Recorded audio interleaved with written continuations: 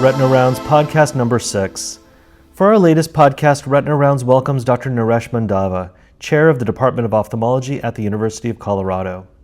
Over the past 18 years under Dr. Mandava's leadership, the Department of Ophthalmology at the University of Colorado has seen immense growth, including the building of the Sue Anschutz-Rodgers Eye Center and the expansion of their clinician-scientist faculty to being one of the largest and most innovative faculty in the country.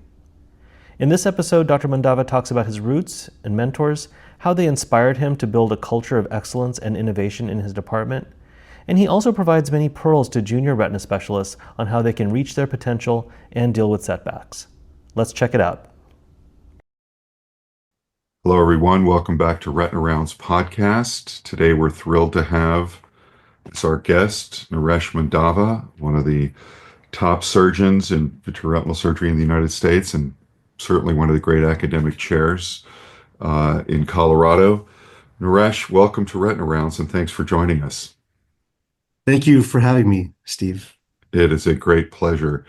Can you tell our listeners a little bit about yourself and how you came into ophthalmology and vitreoretinal surgery? Absolutely. Thanks for the opportunity, and it's really great to be here today. Yeah, I was very fortunate. I was to have some phenomenal mentors as a medical student. I was a med student at Albany Medical College. I was in the 6-year medical program, and John Simon was the chair there and a pediatric ophthalmologist, and I did some research with him, and actually in pediatric ophthalmology in grading acuities and visual acuities, and I really enjoyed that, and was initially going to do neurosurgery and really loved the microscopic surgery, as well as the opportunity to potentially change people's lives through, your hands. And I gravitated, I think, naturally towards retina because of that love for microsurgery and really dealing with complex issues. So I was fortunate to be in a great environment with great mentors, and was fortunate to match at Manhattan Eye and Ear, where I was a resident, and then followed that with training with Larry Yanutzi and Stanley Chang, which was a great team to learn from as well. Well, I would say those are two of the best possible mentors a person could have. Tell me what it was like working with Stanley. Stanley's a gem. He's like a big brother to me. I'd say he's like a father, but I'm getting closer. I'm getting older, so I can't say he's like a father.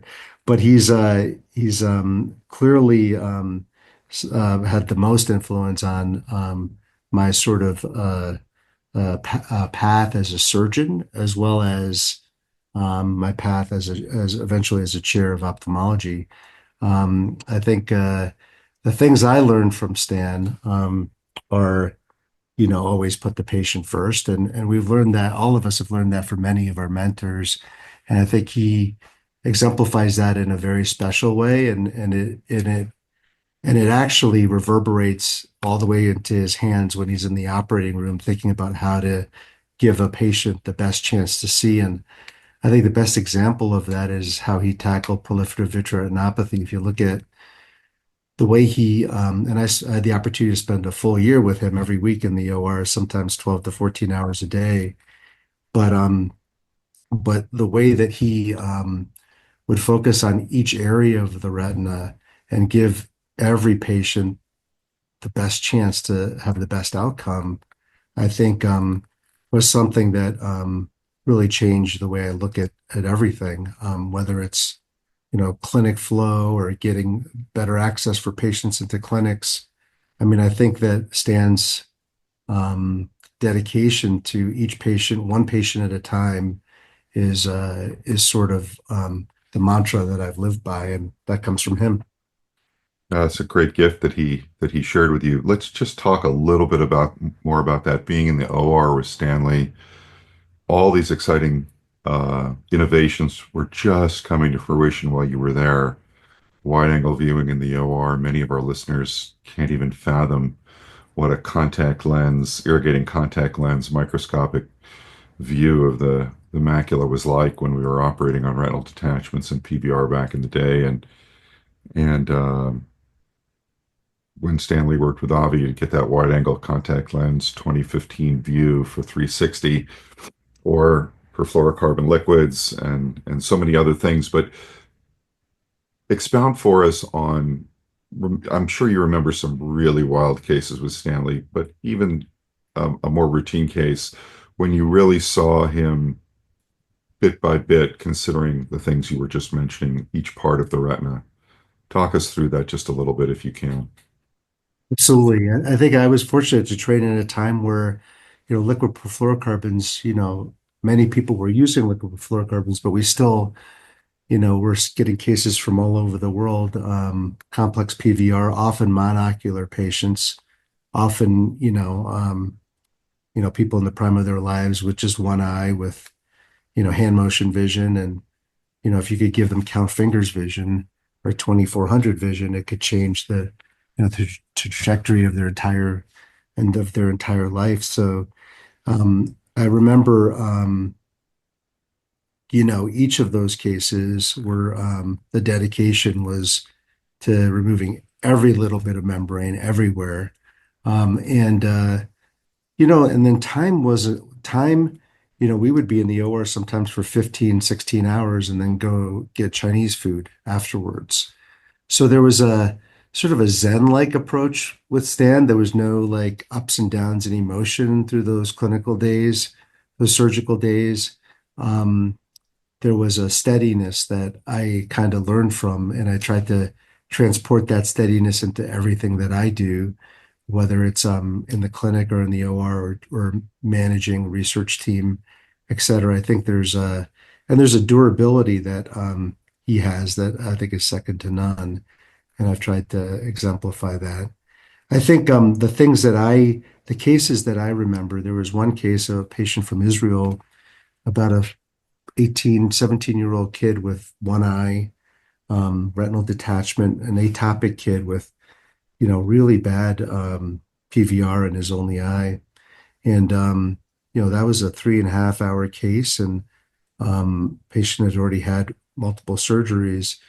But I remember very well, and it was one of the first cases I did with Stan. And, so I didn't do a lot of the case. I did some of the case, but at the end of the case, I closed the eye and closed the conjunctiva. And this atopic kid, the next day had his conjunctiva wasn't approximated, to each other, and some of it was, covering the cornea, and some of the sutures were loose, and they came out, and he basically taught me to own the patient because he said, this is a self-pay patient. Find a place where you can close this and figure out how to, make this look better. And what that taught me was it taught me that, you know, even as a fellow, you're responsible for every aspect of your patient. And it also taught me that get it right, right? Like when you close the conj, get it right. Don't be sloppy. It's not just conjunctiva.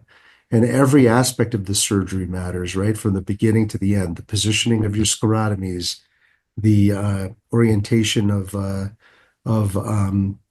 you position the head, how you position your body, everything matters and it all builds up. And if you mess up, fix it, right? And that accountability make you do it right the first time. And he had a way of doing that in a nice way. He never yelled. He said, "Yeah, you'll take care of this." And so you just took care of it. So that was something that I'll never forget. It makes me smile to hear Stanley imparted to a lot of us that a fanaticism about every last detail of the case and the conjunctival closure. As I think about some of the people that we've shared in their training and now work for you, can recount stories of my semi-insane fixation on getting the conj perfect. Of course, back in those days, we opened the conj a lot more frequently than we do now. Naresh, what about Larry Yanuzzi? One of my great heroes, and just he's forgotten more than any of us will ever know, but and he's still smarter than all of us. But tell me what it was like working with Larry. I think Larry and Stan are so different, but they're so similar in that, questioning why, and I think that, if you see something and and it doesn't fit or I mean, all of us get referrals, and it says, this patient has macular degeneration, and often they don't have macular degeneration, right?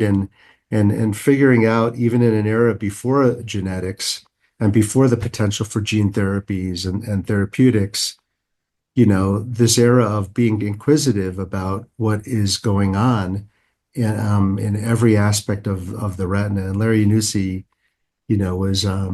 was the consummate clinician and thinker when it came to thinking about the origins of an issue and trying to pull together, all the patients in his repertoire and figure out, what was actually happening with the patient. And I think my love for retina and medical retina comes from Larry in terms of his passion for the diseases and their pathophysiology.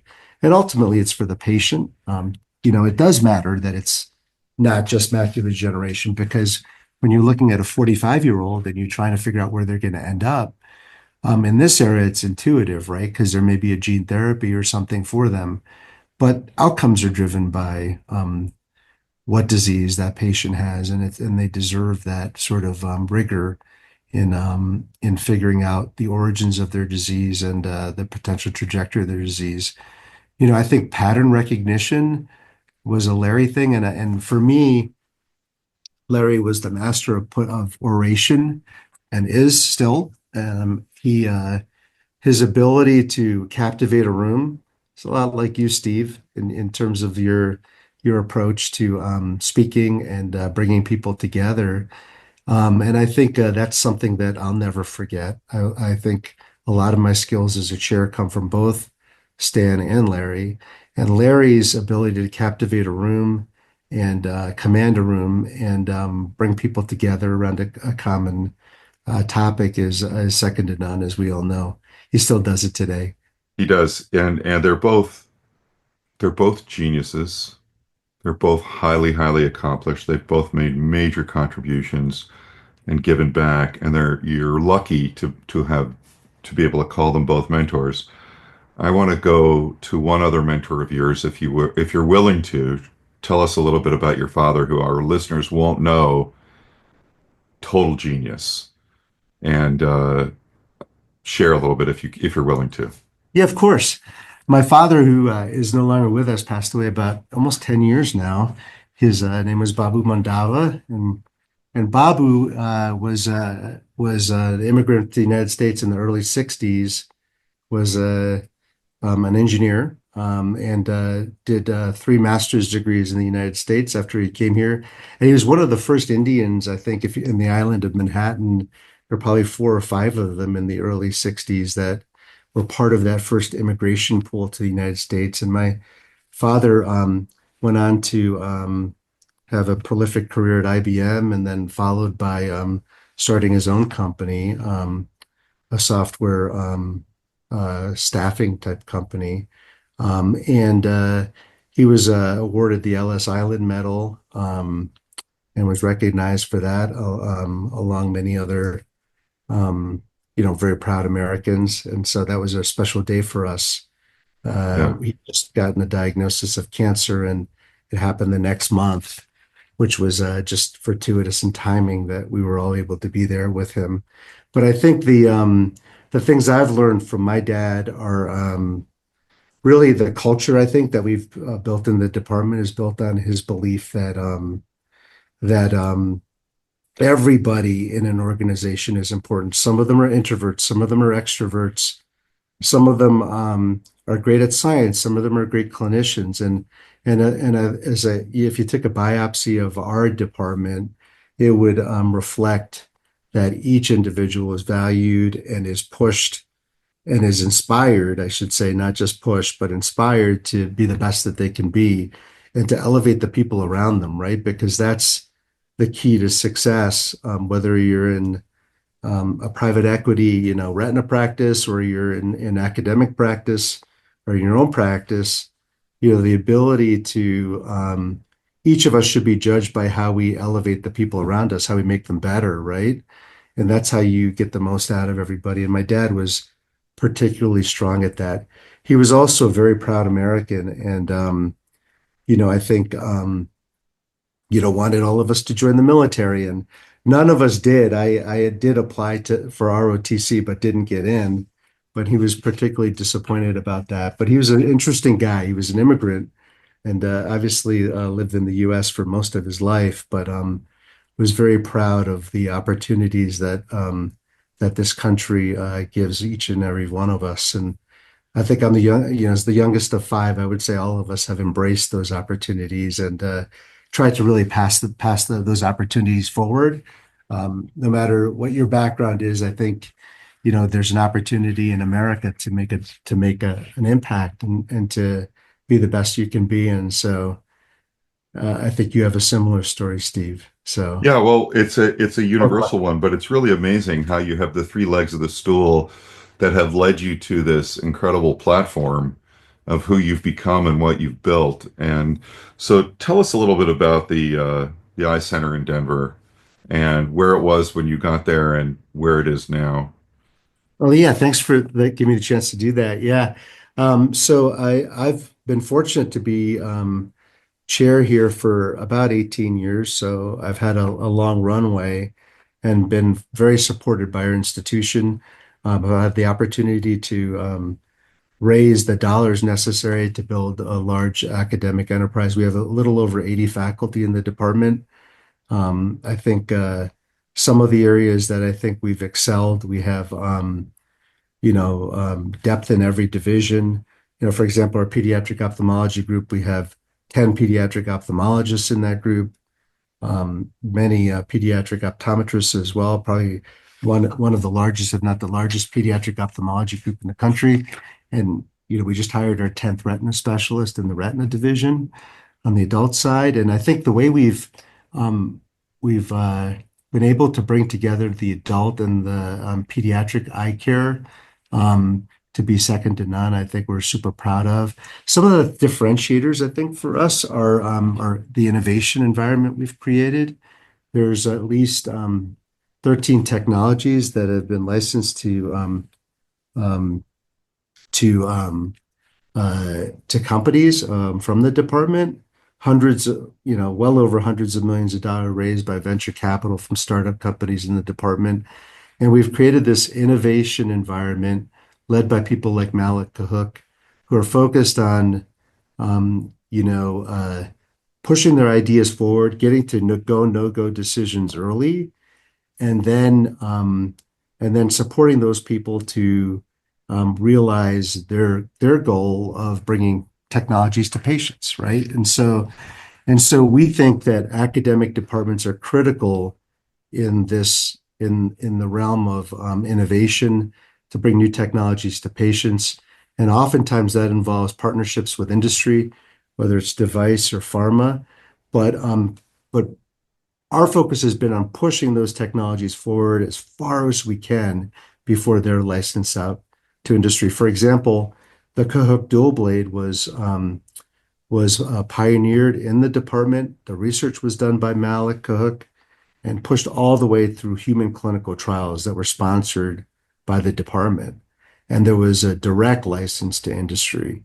And I think academic departments need to figure out how to do that as we have pressure from NIH funding. All of the pressures that you know about, Steve, in academic medicine that put academic medicine at risk. And we need to participate in not only bringing new technologies to patients, but in the financial rewards that come from that, because that's where we get the next dollars to support innovation. And so I think we've differentiated ourselves in the department in that realm with several technologies that are in clinical use today, including the Cahook dual blade. I think some of the other things I'm proud of in the department are our research centers of excellence in stem cell technologies and artificial intelligence, led by leaders like Val Canto Soler and Jayshree Kalpati-Kramer, who's the head of AI. Jayshree was recruited. She was the head of imaging AI at Harvard Mass General and radiology, developing systems in mammography and CT and things like that. And we brought her into ophthalmology to focus on developing the systems we all know we need to take care of our patient population, right? With our shortage of eye surgeons in the US, I would argue a lot of risk in terms of access for patients.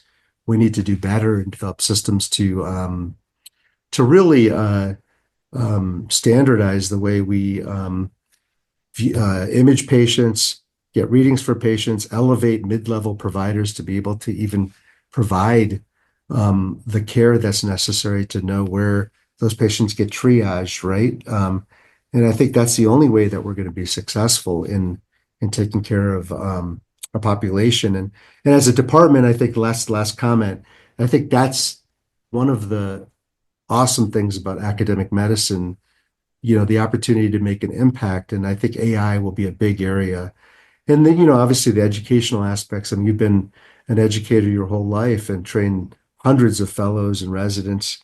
And I think that's a critical part of what we do. It's an unfunded part of what we do, but it's critical for the future of our field. And as we have, this huge gap in the supply and demand of eye care in this country, we need to train our new residents and fellows to be leaders in solving that problem, where we can't have 50% of glaucoma patients, only 50% of patients with glaucoma in the United States know they have glaucoma. Only 50% of patients with diabetes get diabetic retinopathy screening. These numbers are abysmal, right? And we're not going to solve that by just doing more injections. We're going to have to figure out how to solve that issue. And I think academic medicine and private medicine, many of our thought leaders are in the private sector. We're the ones that all of us together are going to be the ones that find solutions for that. And I see that as a big role of our department. That's fantastic, Naresh. Now, one thing that a lot of our listeners won't know, I think they're stunned to learn the size of the department. Talk to us just briefly about your encatchment area. For our international listeners, this is a regional center just about right in the middle of the United States. But tell us about your encatchment. Where do you draw patients from? Not globally, but just domestically. So I'd say in every division, whether it's ocular inflammation, retina, pediatric ophthalmology, tumors, we get patients every day from 8 or 9 states. Because if you look at the map, we're the only academic eye center from Canada to Mexico, north and south. I mean, New Mexico has a small, nice eye center, University of New Mexico, and then Salt Lake City and Kansas City and St. Louis to the east of us. It's a growing region. Our population historically has been growing at 100,000 people a year in Colorado. But if you look at that entire catchment area, in the time that I've come here, over 25 years, that population is well over doubled. Well, maybe we can blame you for that population boom. I don't think so. I think it's the weather. It's just beautiful here, and I think with that energy and that opportunity, we don't see it just as an opportunity in terms of size, and obviously one of the largest eye departments in the country, but I think we've seen it as a responsibility.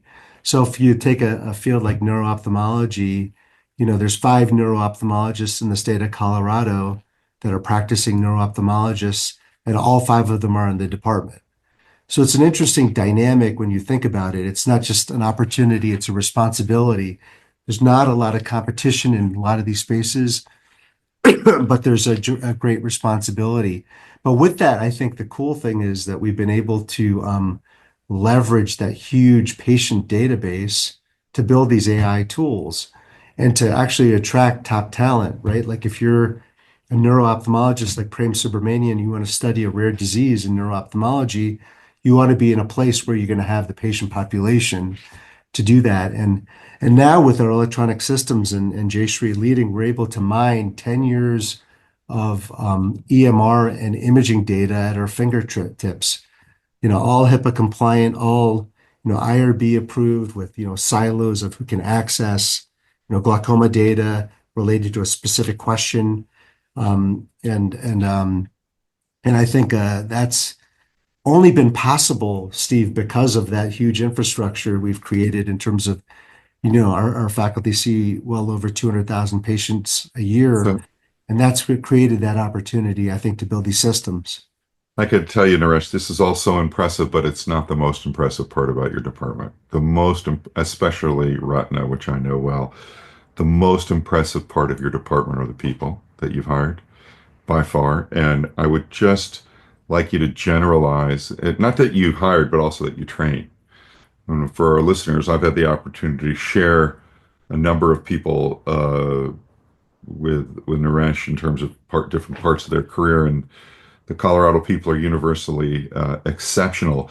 What our listeners want to know, especially our young listeners who are coming up, is what does someone like you look for in an applicant, whether it's a fellowship applicant or a faculty applicant?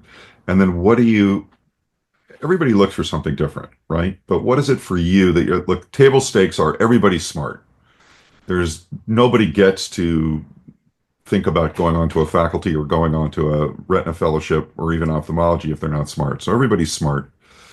Everybody's accomplished. So what is it? What are the features that you're looking for that make them a good fit for you? You've built, well, I think one of the incredible statistics is nobody leaves, right? I mean, it's a kudos to you. You're a great leader and a great mentor to people, and you create a fantastic environment. You've obviously got a super dynamic department. But what do you look for in people, Naresh? Yeah, Steve, I think the key, and you said that people are what matter. And, you know, we have such a shortage of eye surgeons in this country that the people that we train, are gems, right? Like we need them to be exceptional, and we need to support them. And I'll tell you, in academic medicine, we need those kinds of people because they're the ones that are going to scale our ability to make an impact. So I think it starts with respect. It starts with creating a culture. For us, I think a culture that supports each individual. But what do you look for when you're interviewing someone? Like when you just filled yet another spot in the retina group. I'm sure the person you hired, I don't even know who it is. You don't have to talk about them specifically. But if you go right from the newest person to your division chief, who we know well, uh, what is it you look for in these people? Because they're not all the same, but there's got to be the Naresh Mandava secret sauce for recruiting for our listeners. They're going to be taking notes on this part of the podcast. Steve, thanks for letting me speak about it. I think the key for us is if you're a clinician who does surgery, we need to have evidence that you have the surgical ability and gravitas to be an exceptional surgeon, because surgical outcomes are critical for a surgical eye department. And it's always hard to figure out who's a top surgeon or who can develop into a top surgeon. But I think for me, I'm looking for that. And I'm not just calling the surgical mentors. We're calling their colleagues and others who have been in the OR with them. And I think, all of us have the opportunity to be top surgeons. And so I would recommend that if you're a fellow, that you're practicing in the lab, you're really working hard to make sure that you're able to close the conjunctiva and you're not screwing up like Dr. Mandava did. That you're doing those things that are necessary even early on to be exceptional because you've worked so hard to get here. Your surgical skills matter. Your people skills matter. Your ability to get along with others and elevate those around you. If there's not evidence that you have the ability to do that because you're overly selfish or you're thinking about yourself in any given situation, some of the thoroughbreds in our field, I call them the best of the best, sometimes don't play the best in the sandbox. But they, in my opinion, I still try to recruit those kinds of people because I think that they can change if they come into a culture where they're highly supported and their needs are being met and they're being judged on how they elevate the people around them. They can actually change their behavior.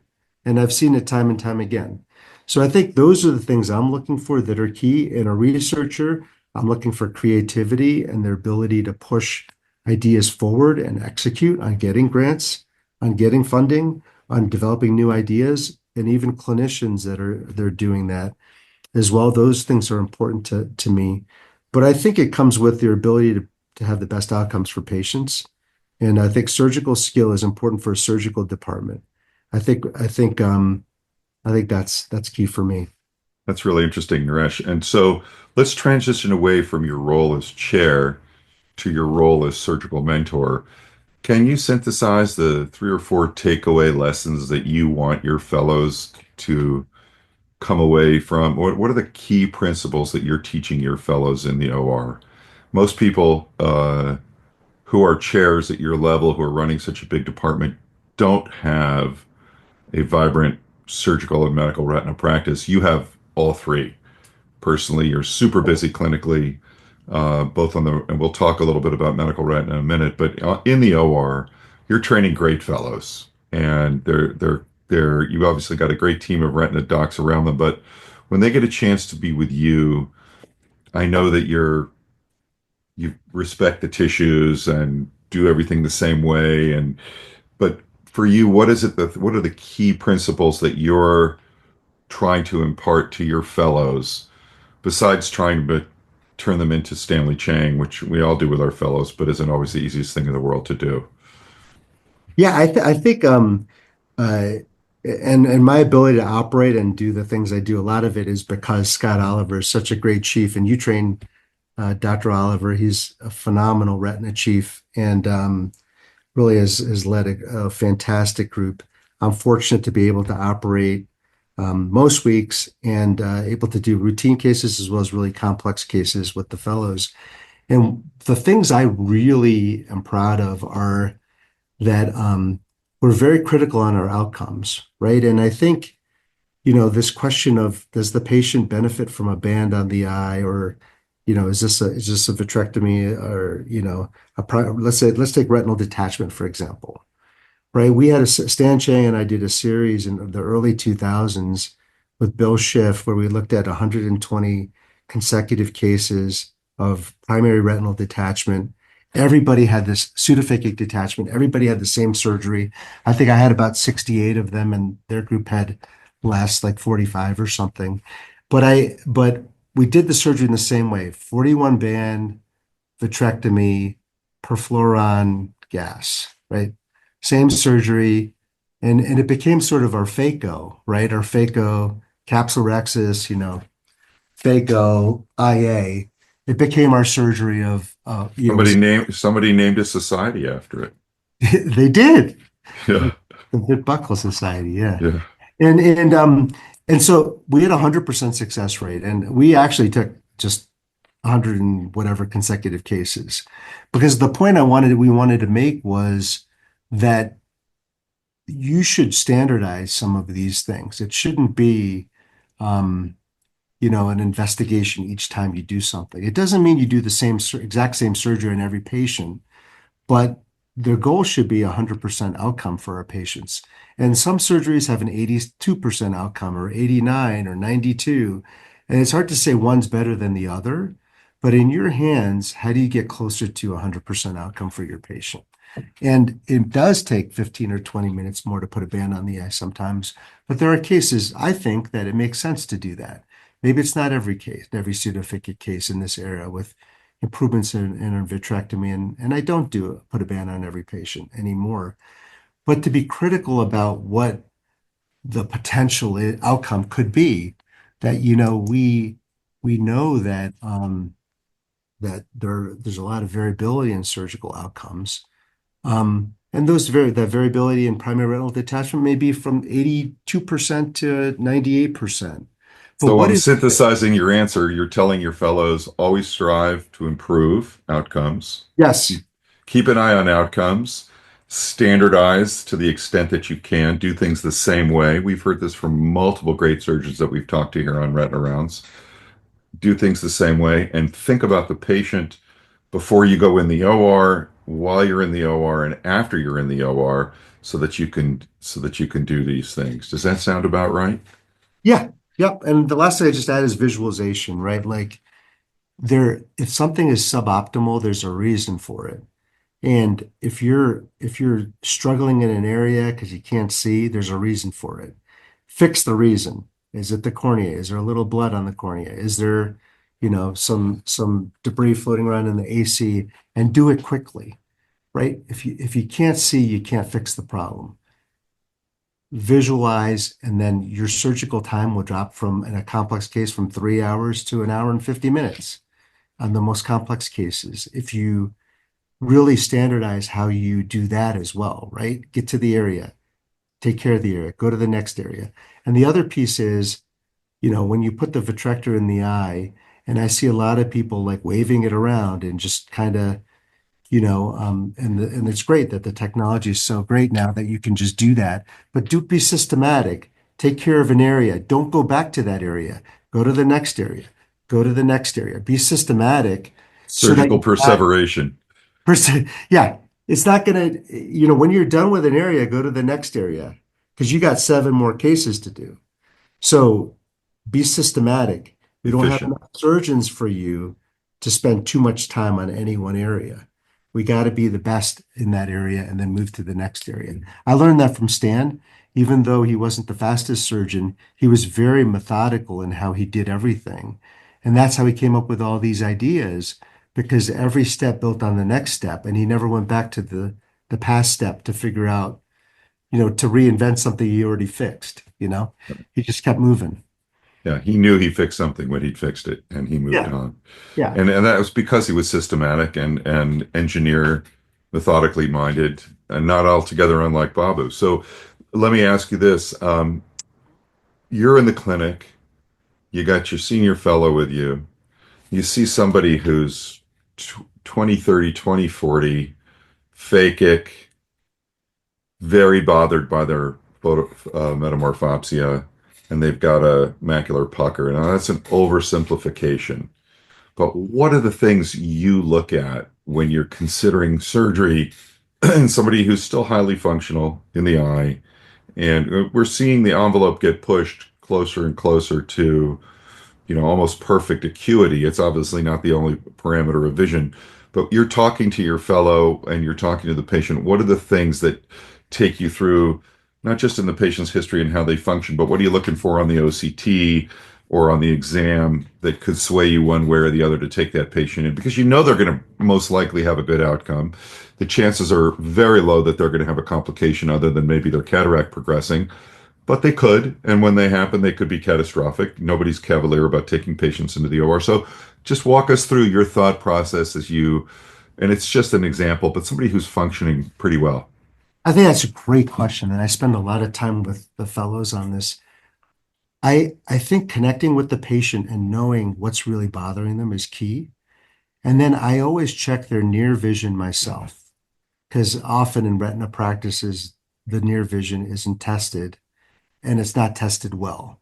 So I make sure before I shine light in their eye, I look at their OCT and I check their vision one eye at a time with good lighting to see what their reading speed looks like and to see how they're actually functioning so that we can have a dialogue on how well they're actually functioning in terms of their reading and in terms of how much this metamorphopsia is bothering them. Because sometimes when someone is told that they have something, it develops a life of their own and it's not really an issue. Versus other times it's a tremendous issue and no one can pinpoint what the issue is. This person doesn't read anything. They're 20, 30 in their left eye, but at near they're J8 and they can't read anything because of the pucker. For me, that's an easy decision. They're having surgery, right? If they're J1 plus in 2025, 2030, maybe we're not doing surgery, Even right? if their OCT looks terrible. Even if their OCT looks terrible. And because I find that, and it doesn't mean I don't follow that patient to see if they turn the corner and they develop a little vitelliform, change in their outer retina, and they're going to be 20/50 in 26 months, right? We see those patients, and then I operate on those patients at 20/30 even. So I think I'm a conservative surgeon, but I probably do more 20/30 puckers than a lot of people, right? It depends to me on what your vocation is and what's bothering you, right? I've had surgeons over the years. I remember a cardiothoracic surgeon who had bilateral puckers, who was done if they didn't have bilateral surgery. So I think patient selection is key. Taking an 84-year-old who didn't have any complaints and is 20/40 in both eyes and is able to read J2 and read well with magnification, and they've had a pucker for a year and a half or two, I'm not operating on that patient, right? So I think it's but a 20/30 cardiothoracic surgeon who has distortion and has changes in the outer retina on OCT, yeah, they're having surgery. So I don't know what your thoughts are on that, Steve, but that's been my What are your OCT? Are there any signs on the OCT that really push you in a pucker patient that really push you to take the patient to the OR? I think the way the outer retina is behaving in terms of that vitelliform change in the fovea, I think those patients end up 20/40, 20/50 in 2 or 3 years, no matter what. And I tend to operate on those. And so and then the configuration of how disorganized the retina looks. And chronicity is important too, Steve. Like, we live in an era where electronic medical records are not robust. We can't see the images that were 4 or 5 years ago. But if I get my hands on images and the patient's 20/30 and they have chronic changes 20/40 and they look the same 4 years ago, I find those patients don't do as well versus patients that had more acute changes over the last 6 or 8 months. Doesn't mean I won't operate on someone who looks bad 2 years ago that isn't doing well. If I can point to a vision problem or a functional problem, I'll still operate on them. Fascinating, and I'm sure the fellows really benefit from that. How about with your uh, wet AMD treatment there in Colorado? I'm sure the volume is unspeakably large, so we won't get into that. But again, you're with the fellow, and you've got a patient with a new coronal neovascular membrane, relatively good vision, second eye. They got treat and extended in the community and step therapied in the community. They bounced around to multiple doctors. And we've all got lots of these patients where the first eye is just shot because no fault of the providers. The patients either didn't, their journey through the anti-VEGF or VEGF suppression was incomplete and they suffered for it. And now they've got a new lesion in their uh, dominant eye. And how do you approach that patient uh, in terms of your treatment strategy, what you tell them, what you tell the family, and what you tell the fellow? Yeah, no, absolutely. I think, for a lot, and to a large extent, our payers are requiring that we use Avastin in this era. And I don't know if that's the case in Southern California, but we've seen that At transition. least you have payers. Yes, sir. Understood. But before that, I would say I was one of those physicians who tended not to use Avastin as much and used some of the drugs that we all enjoy using, like Eylea, that are quite effective and maybe last a little bit longer in the eye, and give a better opportunity for treat and extend. Um, but I think uh, my approach has been that I always discuss with the patient the compounded drugs versus the let's just call them brand name drugs that are in the market, and then have a discussion on this concept of treat and extend. And I think that's the direction that we want to end up in, where we're treating monthly initially, but the goal is to extend these therapies. Um, and I spend not a lot of time, but several minutes on that concept with the family involved, because I think it's important to set the framework for what this looks like over the coming years, right? Because it's not the coming weeks or months, it's the coming years. I think that's critical. And I try to teach the fellows that because I think that's the most important part of this whole process. I'd say the other parts that are critical for me. And we can dive into drugs if you want to, and what the choices are in terms of treat and extend and getting patients out longer, which I think is a goal. One of the keys for me is teaching the patient that this is a lifetime therapy. And if you drop off the map for this second eye, it's going to be like the other eye. That's the key. Yes, if you're a snowbird who's going to be and you and I have them right, you're in Scottsdale, you're in Naples, you're in somewhere in Texas, wherever it is, you're going to be bouncing back and forth and you're going to make a phone call and you're not going to be able to get into one of your providers. You need to own the fact that you're getting shots every 8 weeks at that point and that you're the one responsible for it. It's not everybody else because you're going to fall through the cracks and it's your only eye. So obviously we try not to make it hard for our patients to come in, but I think they need to own that. And then I think that the last piece that I like to teach the fellows is the way you leave the eye after the injection is going to determine maybe 75-80% of the time whether our residents and fellows are getting phone calls at night. So, irrigating the eye at the end of the procedure and making sure that less is more and that we do the appropriate pieces, but we don't leave the eye miserable so that a lot of times unavoidable. We all know that, right? But I think that you and I know that there's some providers that are getting a lot of phone calls every night because they're not thinking about that. And I think that's one thing that we try to teach the fellows. Oh, that's great. Those are great tips for our listeners. Um, so Naresh, what are as you train your fellows, what are the devices that you think in your career that have just completely changed the field? And you've already alluded to AI, so I know where your answer is going to be. But what are the next innovations? So take us through.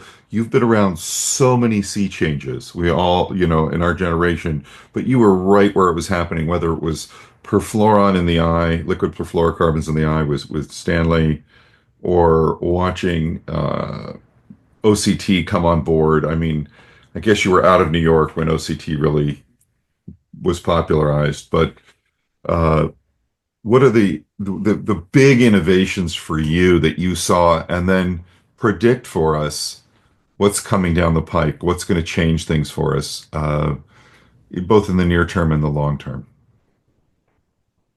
No, that's a great question. I think, let me just cut it up into imaging, then device, then drug. For me, imaging is critical, and our ability. I think obviously OCT. You and I, were there when we had the first Stratus OCTs, and then time domain, et cetera. Right? We were there for the entire spectrum, and the ability. You and I were able to tell whether a macula had edema with a contact lens, right? And we could tell you the regions that had edema. And I tried to, I think that we've seen that technology evolve to a point that's just exceptional, right? I mean, we can see everything. But I think that there's a lot of opportunity there going forward in OCT angiography, I think is super exciting. And Let's talk about that. Do you use OCTA angiography clinically? I do. Yeah, we use multiple modalities there, including the Plex Elite Zeiss product. But I think that for me, that's my go-to in AMD patients, in even in to a large extent in diabetic retinopathy. I like to have a feel of what the vasculature looks like in the macular area. I think it's exceptional for that. And in that, let's say that monocular patient that you were talking about that's getting anti-VEGF, I want to know what the choroidal neovascular complex looks like. I want to know if it is one, right? Can I see, choroidal neovascularization coming from the choroid into the subretinal space, into the retina?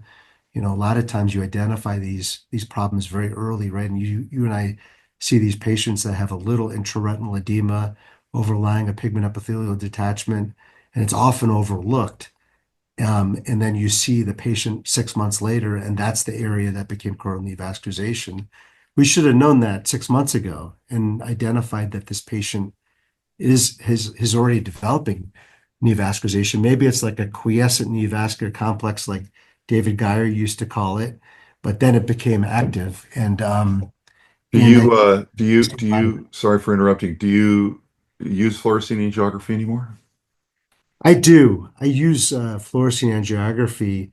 I use the wide angle systems in diabetic patients because I feel like I can see, staining of the vasculature peripherally and the development of neovascularization early in type 1 diabetics. And I have so many patients in clinic that I see were followed yearly or every 6 months, and they look like they had no retinopathy. And then you see them with a vitreous hemorrhage and you see that no one ever did a fluorescein angiogram on them. I think that it's quite helpful in identifying. And it's not like I take someone, I do a fluorescein every 6 months. But if you're a type 1 diabetic, you've had diabetic retinopathy for 30 years, and you look like you have poor perfusion to the retina, in my practice, you've had an angiogram, you know, if you look wonderful at every year, you had it every 2 years, but you've had them, and we can look back and see what you look like. So imaging, what about other innovations? You obviously the anti-VEGF has been a sea change, the Yeah. injectable pharmacologics, but what about and how about devices? I think devices, we've had a shortage of new innovation in vitreoretinal disease, in my opinion. Right? Vitreoretinal surgery the new machines are phenomenal, right? And cut speeds are amazing, et cetera. But we're using smaller instrumentation, and sometimes when we go smaller and the instruments aren't as stiff, we lose some abilities too. So I think we've kind of hit a ceiling on a lot of these areas. So I'd like our young scientists to think about how we eliminate the vitreous without having to do vitrectomy, things like that seem impossible because of if you study, enzymatic vitreous digestion, some of the problems are the toxicity to the retina, and a lot of these things have an exothermic reaction that cause damage to the cells. But all of us should be looking at the literature and trying to figure out if there's something that we're missing, right? If we can get to Mars, then we could probably figure out that in the next decade, how to obviate the need for vitrectomy for most patients. I think that So would be, let's look forward. Let's look forward. yeah, You're one of the great seers of the future, and your group has, you have a super robust regenerative medicine group, the stem cell group that you've put together. They're amazing. I've had the privilege of visiting them in the lab, and they're just stunning. The AI group is stunning, as are so many others in your department. So, without thinking in terms of your particular groups, just think about it in terms of our field. Where do you see it going? Where do you predict the next big breakthroughs? I've spent a lot of time working on AI and microsurgical robotics with JP at Horizon Surgical, and spent a lot of time with regenerative medicine and autologous RPE injections and so on. And so you know where I'm at, but where are you at? Where do you think the next big sea changes, both near term and long term? Like what's going to change for us in the next few years that might rock our worlds, and what's going to change for us over the next 10 years or so that you think may help us? yeah. Crystal ball. It's crystal ball time, Naresh. Absolutely. Like let's take something like geographic atrophy, and we could, extrapolate that to other neurodegenerative, retinal degenerative diseases. I think with over 40 companies that have pharmacotherapeutics in this space, we're going to identify much better ways of treating this disease than we have currently. And I think that's going to improve our ability to develop, and it's an overused word, but neuroprotective technologies, pharmacotherapeutics for patients with other diseases. I think that's going to happen. And what's the form factor of those? Are they monthly injections? Are they gene therapies? I think yes. I think we're going to see a lot of all of these things. And I think we should be all excited to be a part of that. I think regenerative medicine in terms of cell replacement therapies, we're going to see some that start to work. I think the eye is a remarkable place to transplant tissue. Now, the connectivity is the question.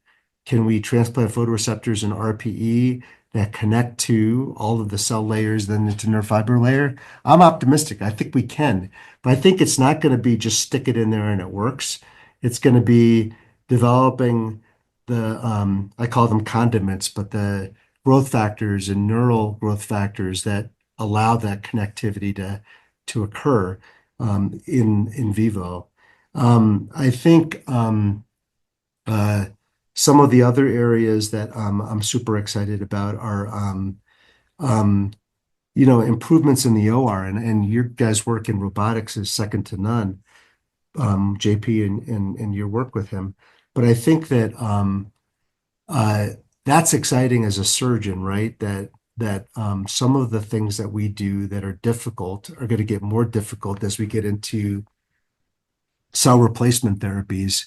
And I think that we're going to be able to replace those cells through small retinal incisions, and have, form factors for devices to deliver these cells. We have some patents around delivering, a sheet of RPE photoreceptors under the macula, with and in our form factor, in Val's form factor, we have that on a on a on a synthetic membrane. But the ability to deliver that safely in a small incision, I think, is going to be interesting. Obviously, we have to solve the problem first. We need to figure out how to develop cells that actually you can transplant. But then the surgery is going to be really fun with those, right? And developing robotics around that, I think, will be smart. I'm excited about all of those things, Steve. Great. Well, if you were talking to the medical students or the residents, which you do, I think on occasion they trot out the big guns there at the University of Colorado, probably right after the football coach. Um, do you look forward in give us your outlook for our field? Like, where do you think uh, the excitement level should be about people considering coming into retina, or when people are training, um, they're beaten up. There's a fellow somewhere in India or Brazil listening to this podcast, driving home after a long day in the OR with their mentor or by themselves, and or someone early in their career and they're feeling down, as we all do. And so share with them the pick me up speech when you pat your fellow on the back and pick them up, because yours is so good.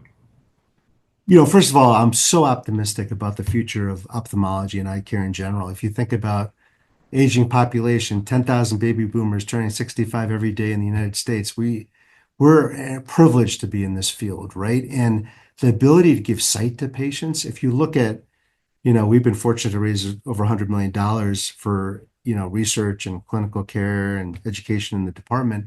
But the only reason we're able to do that is how precious vision is for patients, right? If, people value their vision often more than their I life. disagree with you. I think the reason you've been able to do it is because people invest in the team, and you've put together a great team. So yeah, Both. We couldn't do it without the first, right? right. And I think, you know, uh, and then you look at the innovation that's happening in our field. First of all, you know, uh, the opportunity to take all your knowledge in medicine overall and apply it to ophthalmology, you should know the ophthalmic literature and be studying it.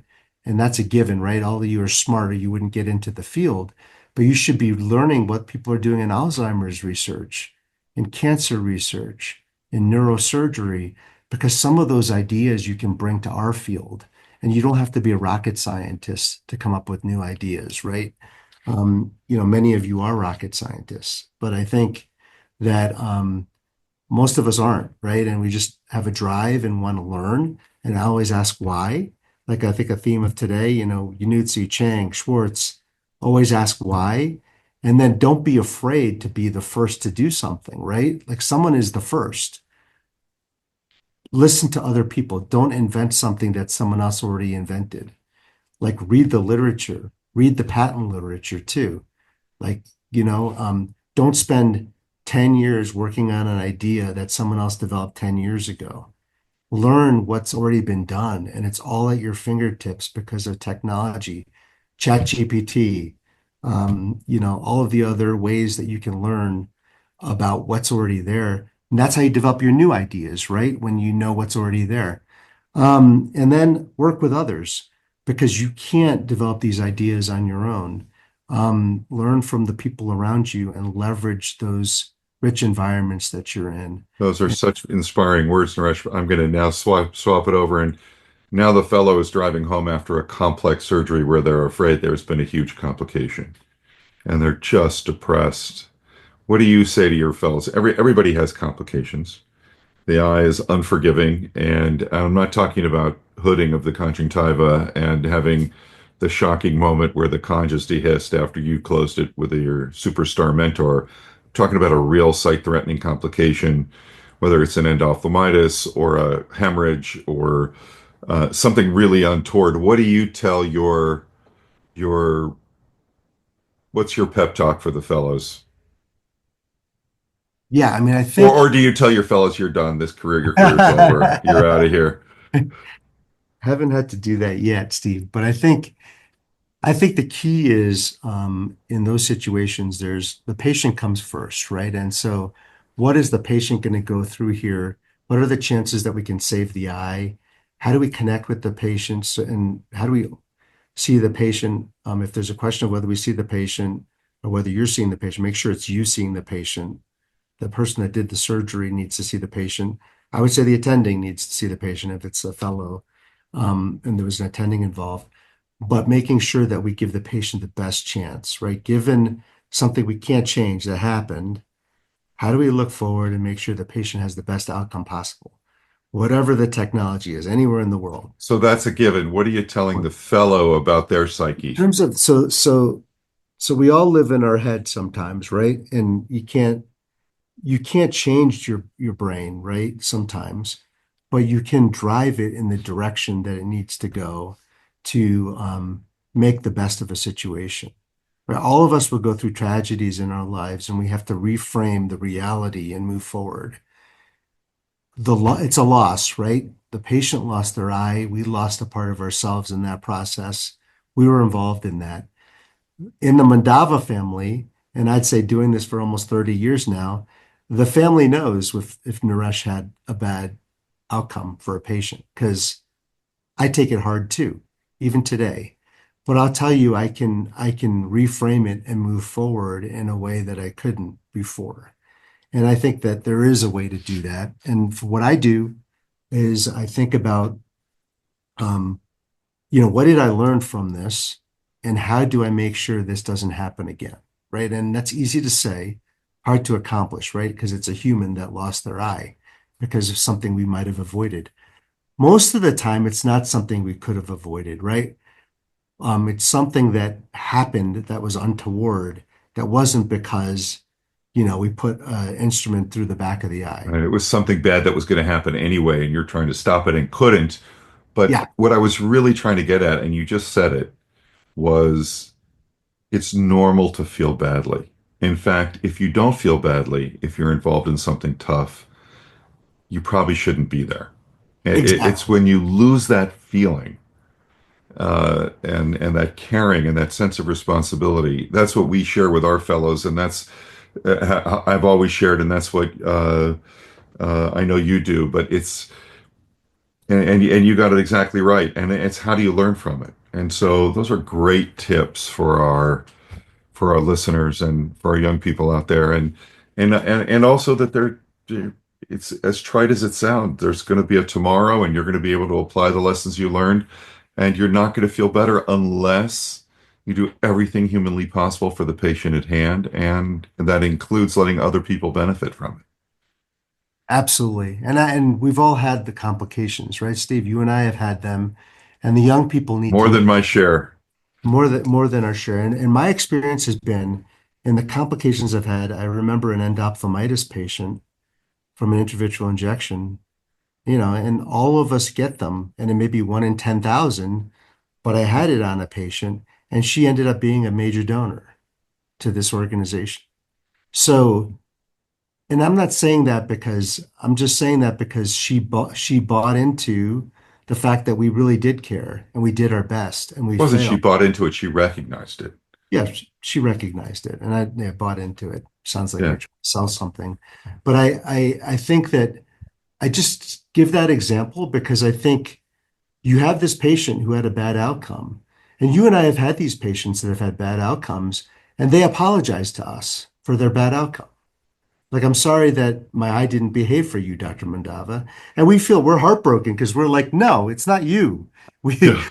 we just don't have the technology to get it right. And it's on us. We need to figure out how to do this better.